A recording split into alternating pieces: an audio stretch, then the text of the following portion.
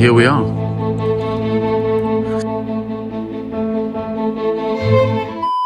For those who don't know, Cape Town is the home of South Africa's oldest formal structure, built in 1666.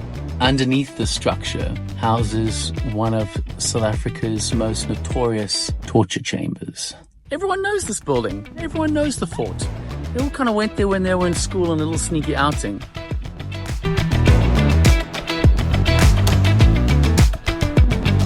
Now you see how it's all yellow and not white, because the glare from the sun would be so intense that they painted the walls all yellow. So guys, the reality is that I could do like a whole hour-long documentary on this castle and how freaking awesome it is, and how freaking crazy it is, and how freaking diabolical it is, and how the history here helped shape South Africa to what it is today. But I'm here for one thing and one thing only. And here we are.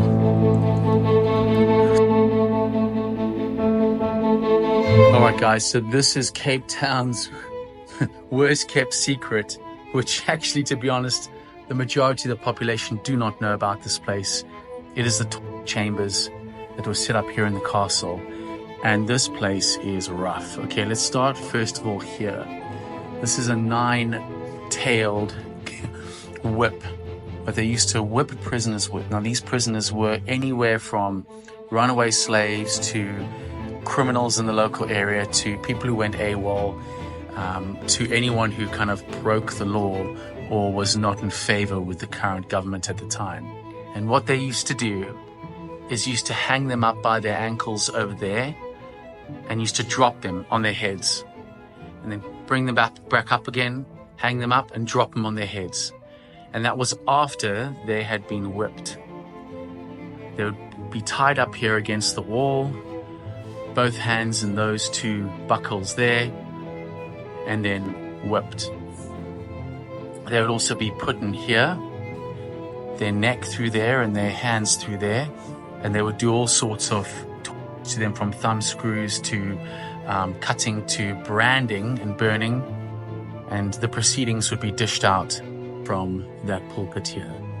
And then what would happen is they would be taken into the cell here, and as you can see, the only form of anything that resembles a window is that air duct there, just to let air in. But otherwise, it's a cold and dingy place to be sitting here, bruised, broken, bleeding. Ay, ay, ay. And to make matters worse, during the time that they used this area was built right on the beach, right outside here is Strand Street, because Strand means beach. And when the tide used to come up and there were excessive swells, it used to break up against the castle. And what used to happen is that certain areas of the castle got flooded. And if prisoners were here, what would happen is that they would then get flooded in here and they would drown. And it was very common practice for the people just to leave them here when there was high swell, and they would just drown.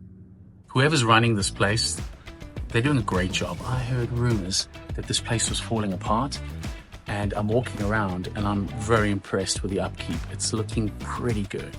If you're local, if you're a tourist, whoever you are, I cannot recommend Good Hope Castle enough.